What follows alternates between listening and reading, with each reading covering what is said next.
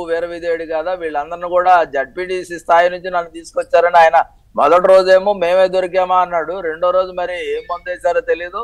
రెండో రోజు మొత్తం కూడా వెర్షన్ మారిపోతా ఉంది. అంటే రాజకీయ నాయకులు ఈ రోజు ప్రజలు విశ్వసించే పరిస్థితి లేకుండా చేసిన పరిస్థితి మాత్రం జగన్మోహన్ రెడ్డిది. ఎందుకంటే విశ్వసనీయత అనేది కేర్ ఆఫ్ అడ్రస్ గా నాది అని చెప్పినటువంటి వ్యక్తి ఈ రోజు అదే విశ్వసనీయతని ప్రజలు గాని ఎవరు గాని ఆయనకే లేని పరిస్థితి. ప్రజల మీద ఆయనకు విశ్వసనీయత లేదు, ఆయన మీద ప్రజలకు విశ్వసనీయత లేదు, ఆ రాజకీయ పార్టీలో వాళ్ళకి విశ్వసనీయత లేదు. సరే, ఎవరి వ్యాపారం వాళ్ళది, మీ లెక్కలు మీవి, మా లెక్కలు మావనుకుని పోయిన నాయకులు అనుకుంటున్నా ప్రజలు ఓటు వేసి అధికారం కట్టబెట్టినప్పుడు పాలన ఆశిస్తారు, వాళ్ళు ఇచ్చిన హామీలను అడుగుతారు. ఇప్పుడు సజ్జల గారు అంగన్వాడీల్ని వాళ్ళు అలా చూస్తూ వదిలేయాలా, ఊరుకుంటా అని అన్నారు. అంటే మరి మీరు ఇప్పుడు పార్టీ వాళ్ళ మీద చర్యలు తీసుకుంటే ఓకే, అది వాళ్ళ సొంత వ్యవహారం. నాకు డివి శ్రీనివాస్ గారు అన్నట్టు అది సొంత వ్యాపారం.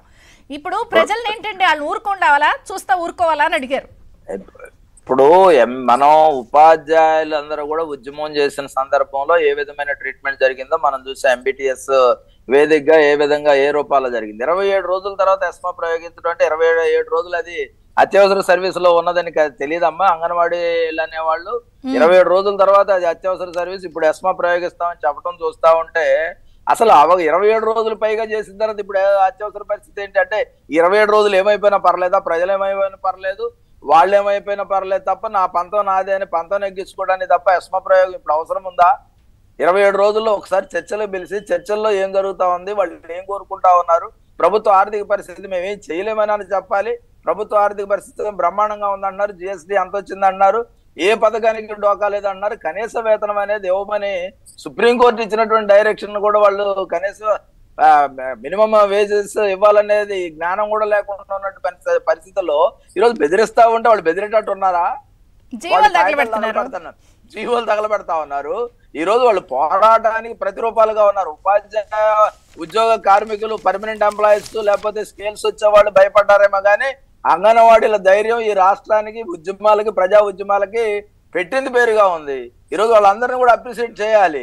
ఎందుకంటే అంత పట్టుదలతో తమ హక్కుల కోసం పోరాడేటటువంటి వింగ్ ఏదన్నా ఉందంటే ఈరోజు శంషేర్ గా, ఎందుకంటే దాన్ని ఏ భాషలో అంటే వాడితే అది కొంచెం ఇదిగుంటది కానీ వాళ్ళు శంషేర్ గా వాళ్ళు ఈరోజు ఉద్యమం రోడ్డు మీదకి వచ్చి ఉద్యమం చేసి జగన్ ఇచ్చినటువంటి ఫోన్లకు పూజలు చేస్తా ఉన్నారు. ఆ ఫోన్లు మాకు వద్దు బాబు అన్నారు. ఈరోజు జగన్ చేసినటువంటి విధానాలని ఎండగడతా ఉంటే ఇంత చైతన్యవంతమైనటువంటి వాళ్ళు కేవలం వాళ్ళ ఎడ్యుకేషన్ క్వాలిఫికేషన్ ఏంటమ్మా, 10th, ఇంటర్, డిగ్రీ మాక్సిమం. ఏమన్నా వస్తే ఈ మధ్యకాలంలో పీజీలు వచ్చి ఉండొచ్చు ఏమో నాకు తెలియదు కానీ అంతకుముందు 8వ తరగతి 10వ తరగతి వాళ్ళు ఈ రోజు అంత చైతన్యవంతంగా ఆలోచన చేస్తా ఉంటే ఉపాధ్యాయ ఉద్యోగ కార్మిక వర్గాల నాయకులు ఈ రోజు భజన చేస్తా ఉన్నారు. కొంతమంది వాళ్ళ హక్కుల కోసం పోరాడలేని పరిస్థితుల్లో వచ్చారు. వాళ్ళు ఈ రోజు అంగన్వాడీ హక్కులకై నిలబడుతున్నారు, హక్కులకై పోరాడుతున్నారు, బాధ్యతలు నిలబడుతున్నారు.